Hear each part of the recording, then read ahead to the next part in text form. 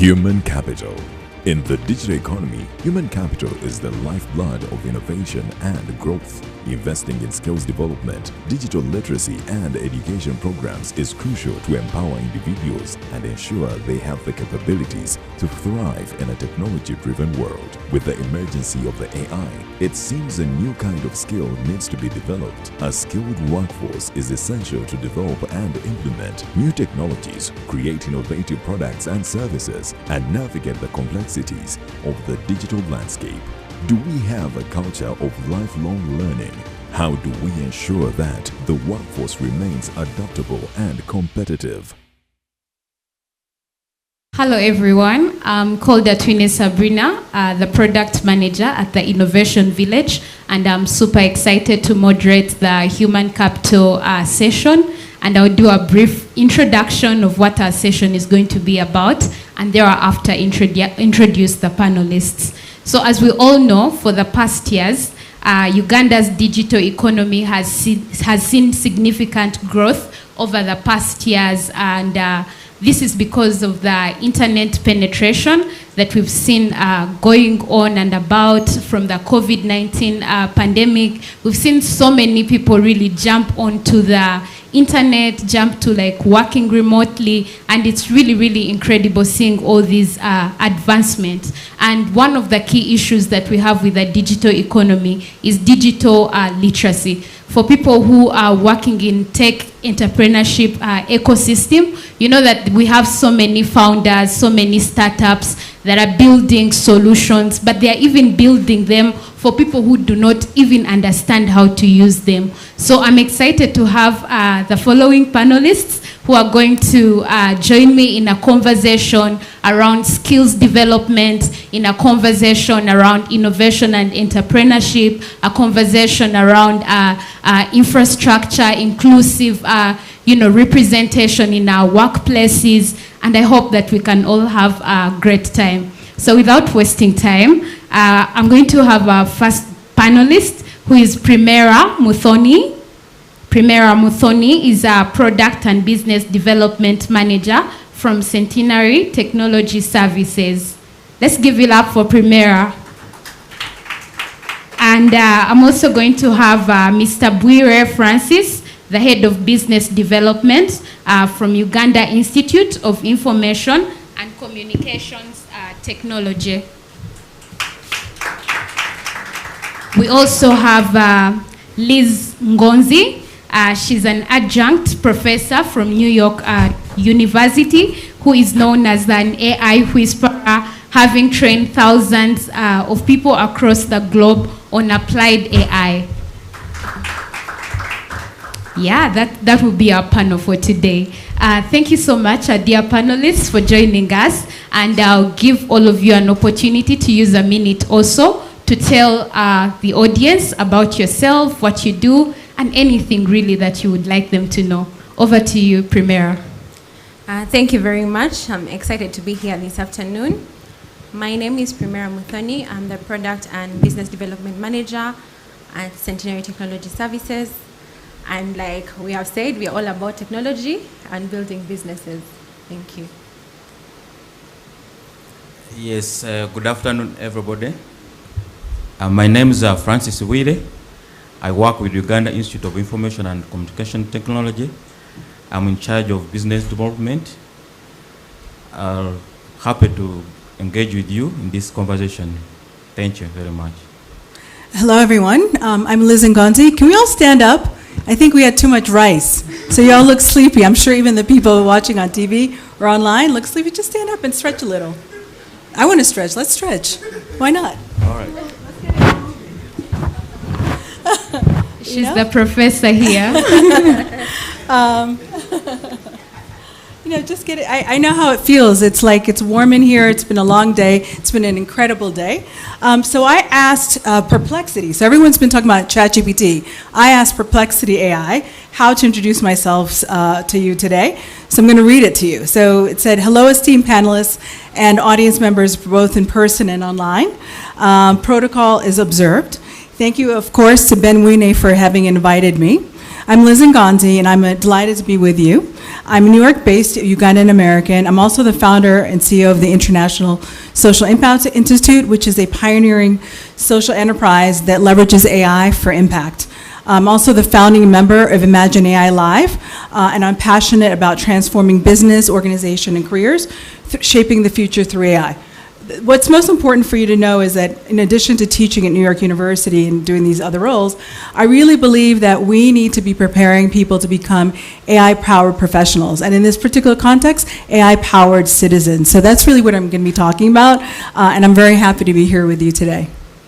Thank you so much. And I think I'll go ahead and start with Mr. Bwire. Like I said, I'm a product manager of the Freelancers Lounge at the Innovation Village. And this is a community of 800 plus independent workers who have digital skills that they can use to earn money. And I think for the state of digital economy conversation to be important, to be valuable, and to be meaningful, we need to talk about independent workers. We need to talk about young people and how they are gaining skills. So I want to ask Mr. Bwire to tell us about the skills development landscape at UICT. How is it going? What skills do you think are on demand for young people, young professionals, and what are the challenges, and maybe what initiatives are being held at the moment to improve that?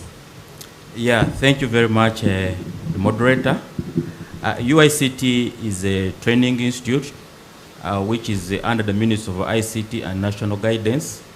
By our mandate, we're supposed to provide ICT trainings for both students and also the communities. As UICT, we have developed a number of training programs which are accredited by the National Council of Higher Education. And these are at the level of a diploma and also at the certificate level. UICT also have skill-based training programs for professional certifications and also short courses. These programs are geared towards giving skills for the students and also any other type of people, so that they can be able to work within this digital economy. As you know, the digital economy is evolving. And in a evolving economy, if you don't skill people, then they will be left out. So we have a number of programs which we have developed. And this is based on the needs assessment that the Institute organizes. We do skills assessment and to determine what does the industry need. We work with the private sector to know what they need. You know, the private sector moves faster than government. So in that process, we are able to know what the industry needs and what we need to provide as an institute. So through our partnership, we work with different partners and we are able to know, like now we have a partnership with the Absa Bank, and they know in the banking industry there's need for cloud computing. So through that networking, we have been able to provide ICT skills in cloud computing through Amazon Web Services. So these are skills which are very paramount to our communities and to help us to drive in the digital economy. The same thing to the lower cadres and also to people who are underprivileged, like in rural areas. UICT has a number of partners. We are working with the ITU, International Telecommunication Union, and the UICT is a digital transformation center. So we have access to relevant international training programs which we provide to the communities. These programs are there for free and they can be accessed by all stakeholders. And I want to take this opportunity to invite you through your networks to have access to this program. So through these networks, we are able to provide ICT skills to the communities so that they are able to be within this ecosystem which is revolving every time. If we don't skill people, then people will be relevant. The ICT, we will not compete in the international market. So it's very, very important that we do skill. And this is what we are doing.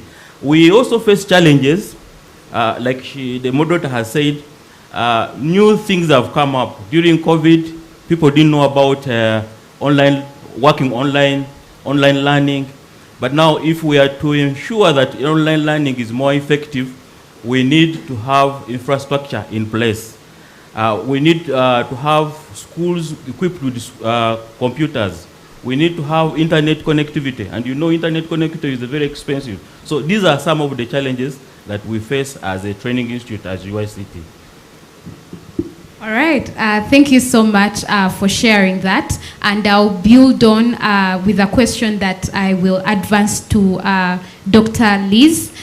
You mentioned very important skills like cloud computing, and I think really that in the 21st century, AI is also a skill that everyone should have. And I know that most of us here maybe have tried to interact with AI, I don't know, maybe from a perspective of a developer or a user, but really my question to Dr. Liz is, it is arguably true that AI is only as good as the data that we give it, which means that if we do not give it enough data, it is not going to provide to us something that is meaningful and accurate. So I'm curious, Dr. Liz, could you please take us through, AI from a perspective of diversity? How is it going? Is it something that we can rely on? How can we bring together different stakeholders to take part in AI for us to maximize its potential? Over to you. I feel like I have to write a dissertation to that. Okay. I'm just Liz, by the way. That's okay. So I'm very excited about AI for a lot of different reasons that I think will answer what you've asked. First and foremost, the first time I played with ChatGPT was January of last year, and I've been in the tech space for a very long time.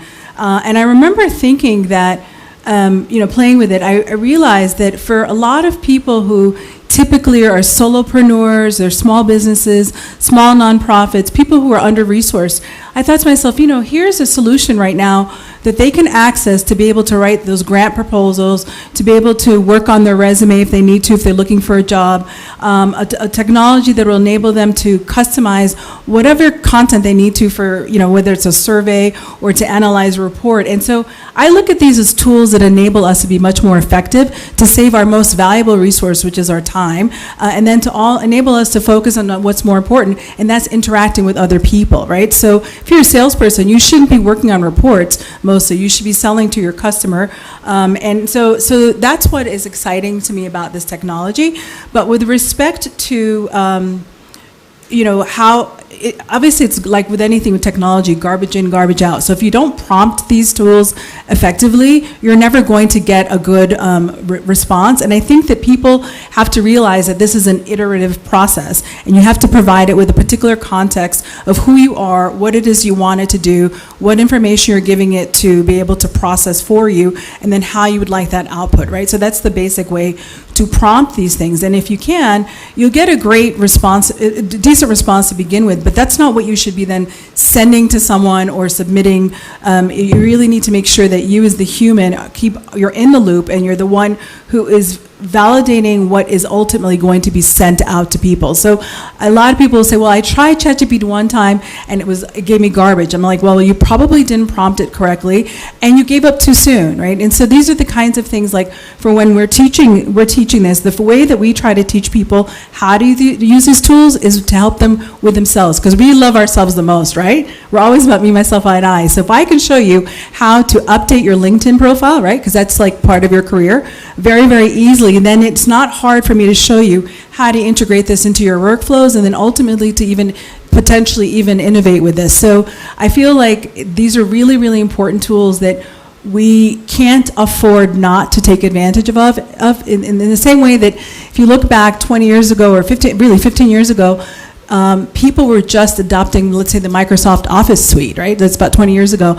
And so people would put it on their resumes. Now, you can't, if you tell people you have Microsoft Office suite skill set, they're going to think that you're crazy, because you should have that. You shouldn't be talking about it. I believe that we're going to get to a point with AI where it's just going to be so ubiquitous that everyone's going to be using it in one way or another, whether it's to generate text, images, code, whatever it may be. And so I really feel that we have to start with people, with kids, in the elementary schools, even literally, like at whatever point they need to start reading, to create their own books and the like, and that we really need to get everyone on board with that. And I think even when we're talking about the training that you're doing, being able to localize in the local language, even using avatars that represent the people you're teaching, that really helps with adoption of whatever it is you're training them on. And I think that's what's so significant about AI, is that it can do that. I've seen it, we've done it. So I hope that answers your question and more. Yeah, it does. And I now want to go to Primera. Yeah, so we are here specifically having this panel discussion because we want to explore the role of human capital in the digital economy. And I'm curious to understand the contribution of technology companies like Center Technologies, where you come from, what their contribution has been for digital economy, what have you done, what should we be excited about when we think about your involvement in the digital economy? All right, thank you very much. And Centenary Technology Services has done a lot in that area. Starting from December 2022, there was a program that was launched specifically to address these issues, together with the Ministry of ICT and National Guidance, together with MTN and other partners, to be able to see this through. And the first phase is already done. And in that first phase, there was a lot of learnings, a lot of businesses that were supported, a lot of individuals that were supported in the area of ICT, learning in terms of the programs that were brought in. And in that space, from those learnings, the program has actually become bigger now. And the second phase has just launched in June to be able to accommodate about 8,000 youth. And before, the program was mostly in the central region, and now it has been taken to the regions, and it will cover about 8,000 youth in the next 2 to 3 years, which means it's so important for us to be able to make sure there's a lot of literacy, digital literacy. So before we even speak about the tools, the platforms, before we even talk about them, the youth or adults in the workforce, we need to be able to ensure that they actually have that knowledge. And the knowledge comes from us being able to invest. This week I was having a conversation with young adults at a vocational institute, and one of the girls said, she's already about 22, and she said she had never touched a computer or a laptop. And it was really sad for me to have that conversation and to be able to see what that means.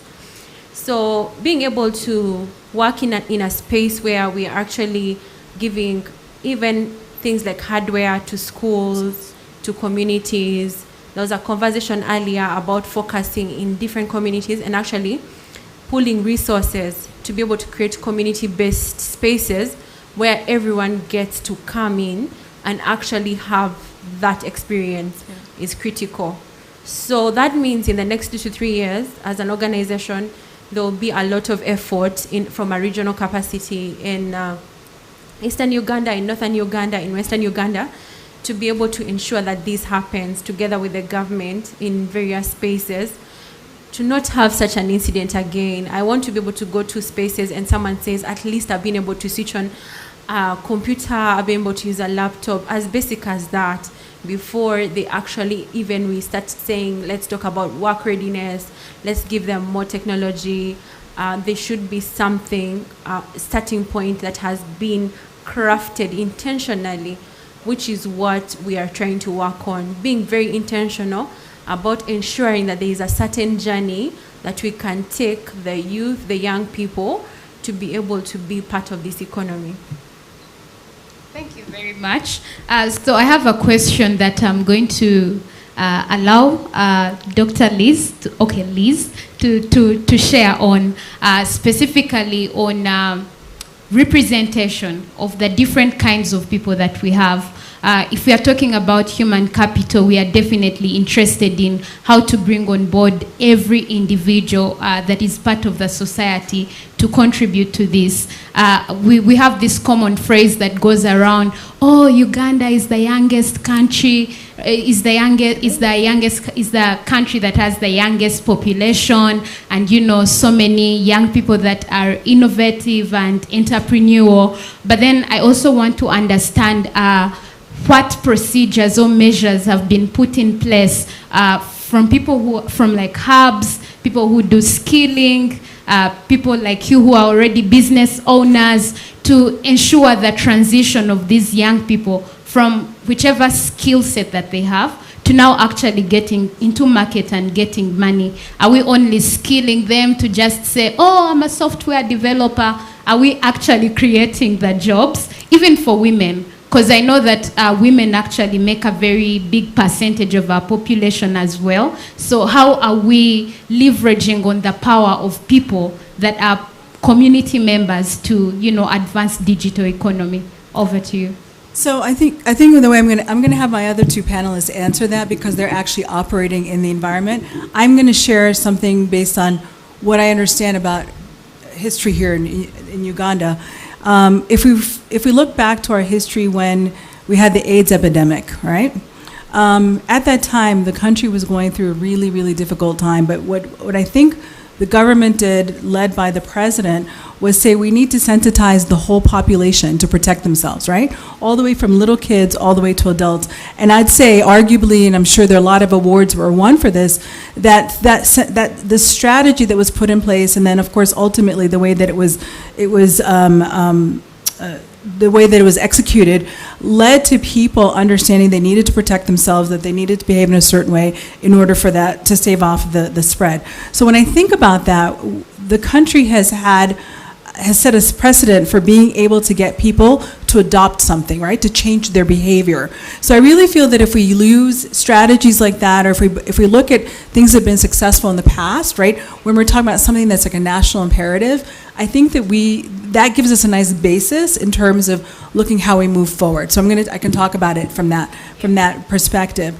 With respect to making sure that this is inclusive, I think it's great that we have private sector and the public sector talking about this, and we maybe even bring the social sector, but we definitely need to have community, because if we're talking about the last mile solutions, we're talking about people who are in the local communities. We have to make sure that their voices are included in this, because we were having a conversation earlier, the solutions that people have in their own local context are probably different from the way that we look at things. But if we can work with them, with their local solutions, with our technology, to be able to scale their impact, then that makes a lot of sense. But I feel like we can't do things in a vacuum. But I'll let the other two speak to some of the things they've seen.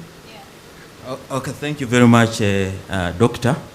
I also want to appreciate your comment on behavior change. I've noted that from research that we have conducted, we have found out that most of the youth or people who go to school today are more interested in gathering certificates and not getting the real skills. And we observed this when we introduced these free programs provided to us by ITU. Join us for the State of the Digital Economy in Uganda conference by Nextcom, a brand of Next Media. Discover Uganda's digital potential, explore opportunities, and see progress in the Better Today Be Better campaign. Visionaries will lead keynotes, panels, and sessions, shaping Uganda's digital landscape. Policy makers, entrepreneurs, and investors will collaborate for the growth and digital citizenship. Mark July 26th and be part of Uganda's digital future.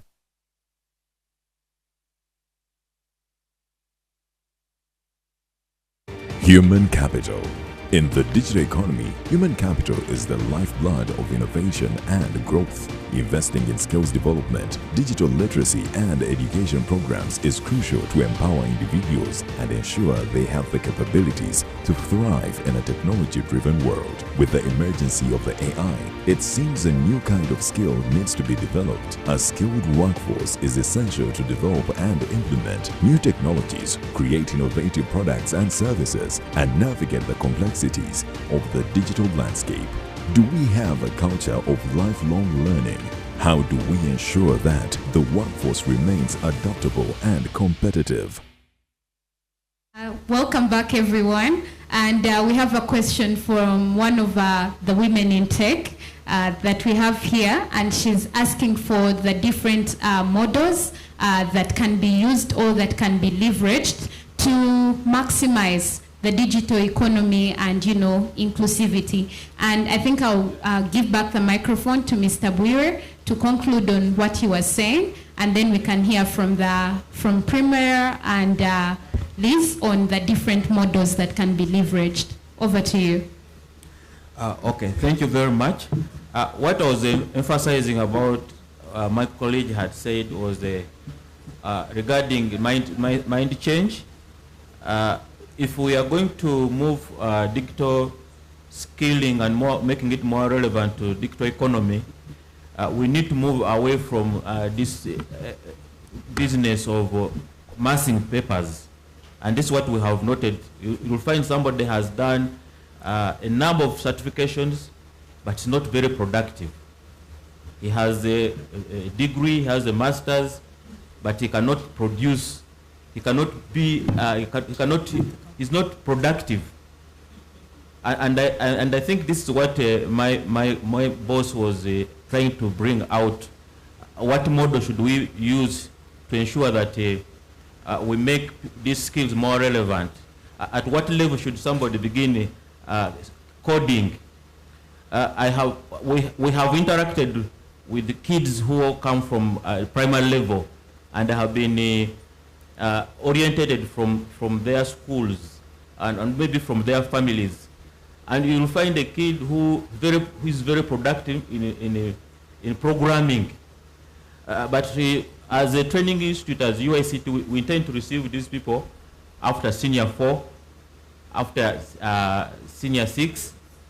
And you find that preparing such a person to embrace the digital skills which are relevant to the industry is a challenge. And this is something that we need to be discussing about, as my colleague had already elaborated. At what level should we begin to look at this? Should we need to introduce digital skills at a primary level, or at what level should we? This should be the conversation I think in the house we should begin talking about. For Primera, I think they have talked a lot about the different strategies that can be followed, and I think from your perspective it would be fair for you to share with us what are some of the barriers or the challenges that women face when they are tapping into, you know, the digital economy, or even benefiting from some of the services that you offer at Center Technology. Do you easily access the women to introduce them to the ecosystem? Is it hard? What are the challenges, and what recommendations do you have?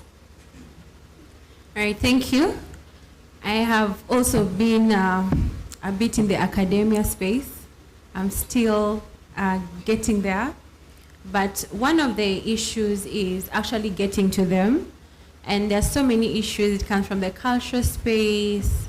It comes from them having a lot to do and less time to be able to actually learn, especially from the skilling space for women, which creates an issue when it comes to even finding them to actually give them that knowledge.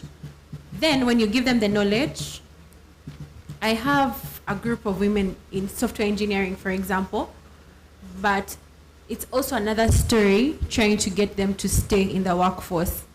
So it's different stages and it's different problems. In some areas we don't have the resources for them. When we get the resources for them, other things catch up with them. Family life, work-life balance becomes an issue. So there are very many problems across. So sometimes what we do, and to just supplement on what he said, is we need to be able to understand when to introduce some of the learning. Yeah. And then one other problem I found is that we take too long to be able to decide on which area of technology we want to focus on. So there's something Gen Z's call FOMO, Yeah. Fear of missing out. It's a real big problem in the tech space. So when you look at just software engineering, we could break it down into almost 15 areas and even more if we subdivide it. So you find someone is at school, someone is leaving school, but they have been exposed to everything: back end, front end, cybersecurity, app development, web development, confusion, total confusion. So being able to expose them much earlier so that they're able also to specialize much earlier, so that by the time they come to the workforce, they have already made up their mind. And there is no fear that I'm missing on, if I chose cybersecurity, I'm not missing out on doing front end or back end development. I've chosen my area and I can actually run with it and I can actually get very good at it. So in that space, there's more time to be able to keep them longer in the workspace because they have already focused. They come to the workforce, you have to start asking somebody from the interview room, which area do you belong to? They're even confused. You come and start training them, and then sooner or later they feel a bit frustrated and they want to leave. So the different stages in which we are finding them, there are different problems. Right from school, primary school, there may not be enough equipment, enough computers to be able to expose them. There's a lot of need to do TOT trainings for the teachers. We also don't have a lot of that in Uganda, people who are very knowledgeable in the areas. You find UICT may have an issue with capacity because there isn't enough people to actually teach. So there are so many different problems in the different areas. So we just need to break them down and then trying to address each. For us, we are addressing the skilling problem in the different regions. If we have to do TOT training to be able to teach in a certain university, in a certain school, by the time we leave them with computers, we know there's a teacher who can teach in that area. And even if we leave, we know that there's going to be continuity. So that we are trying to just address every single part and trying to see what there is. So when it comes to the workforce, there's workforce readiness, being able to support them to get internship in different spaces. And I hope employers are going to be open enough to take on some of these people in their spaces to learn. And then when they learn, then they can actually get more exposure in different workspaces. Okay. All right. My next question, and I think our time is really fast spent. I'll allow this question. Will be that cool panel that allows the audience to actually ask questions. And I want this question to come from Gen Z, because we are hearing a lot of Gen Z terms in the digital economy, and I think this topic really affects them the most. So if you're here, you're a Gen Z, you have a question, please, this is your time as we wrap up our panel discussion. As we get the question, can I answer her question, please? Because I actually have experience with this. Yes, sure, you can. So, Doctor, thank you for posing your question. So previously, a long time ago, I served as the U.S. CEO of a South African youth development organization. And we were trying to grapple with that whole issue of how do you prepare young people to be work ready, right, job ready. So we went to corporate South Africa and we said, what is it that you need? What are the skills you need? Where are the gaps? And can we train people for you, right? So that we knew that when you train these people, they weren't just going to get certificates, we're actually going to get them into jobs. So they said to us, we went to APSA. APSA says we need, tellers. So we need 500 tellers. So we went in the townships with the kids in our community centers. We trained them, based on the curriculum we developed with APSA, and then APSA committed to employing them, right? Because it wasn't good enough just to train them, but we made sure that we were solving for them, right? So I think it's really important to partner with the employers, whether it's locally, nationally, or internationally, wherever it is that you're trying to get people placed, to understand what their needs are, and then you work backwards to develop the curriculum in partnership with them, and even maybe in some instances to even addressing the gap of not having enough trainers to be able to work with their staff to develop that workforce for them. So that would be a strategy I would recommend. Yeah. So in short, we need to leverage data, make sure that we, collect data and understand the needs and the interests of the people that we are working with to accurately solve their problems. Yeah. going back to a Gen Z to ask a question. The last question, and then we get the parting shots from the panelists. Okay, there's a gentleman over there, Collins Mbula Chalo from Wapi. Yeah, you can come ahead or, yeah.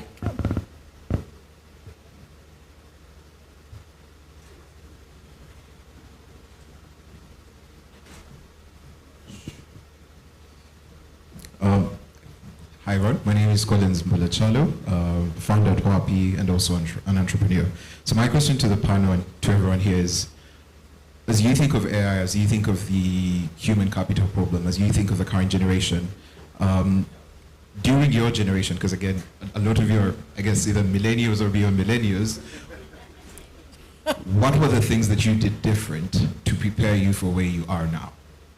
And using that same information, what would you do different now to prepare yourself as a Gen Z for the future?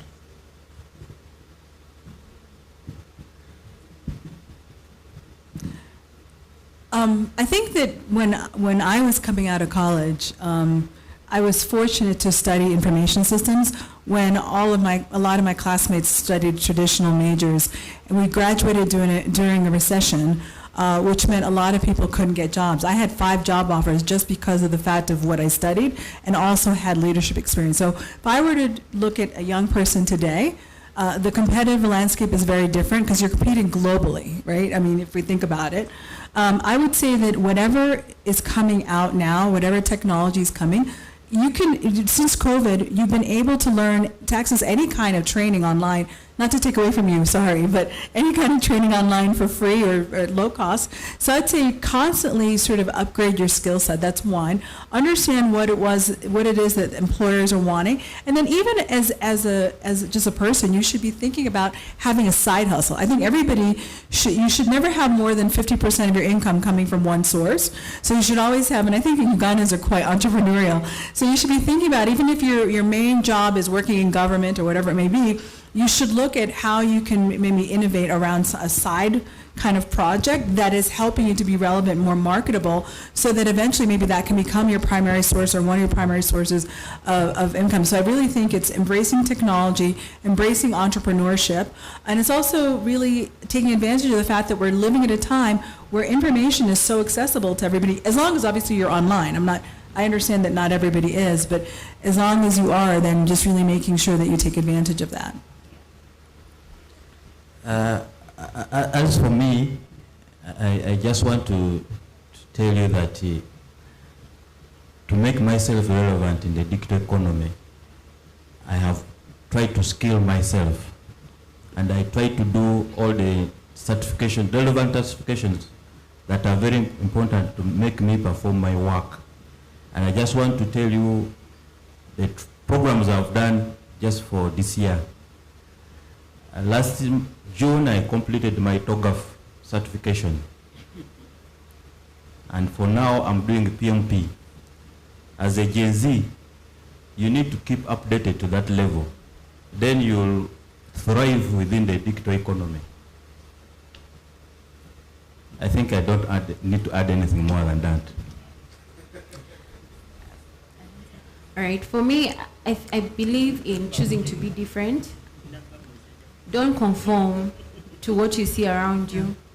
But she said something important. You need to be able to understand what the skills that are required in the market and stretch yourself. Don't choose the easiest route. The easiest route won't take you anywhere. Stretch yourself. If you look at careers of people that have been very successful, they didn't take the ordinary routes. They took journeys that were different from everybody else. So what is that? And you can't tell it all at the beginning. The digital economy is changing so fast that I cannot create for you a career plan for 5 years. So create a career plan from A to B.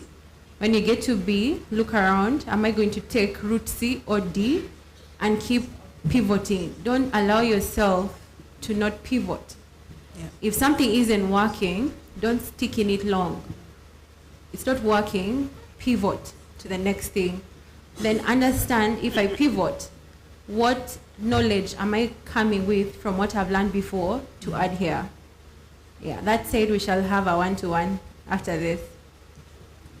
Thank you very much. I want to take this opportunity to thank our dear listeners and our panelists for their incredible job. And I think those really worked perfectly well for parting shots. So if anyone has other questions after the panel, you can ask. But this panel really majorly was about us recognizing that there has been, significant growth in the digital economy, but as well, Uganda has also faced significant challenges, even with this growth. We have seen in aspects of digital literacy. We have also seen that we've had challenges when it comes to leveraging the capacity of these people.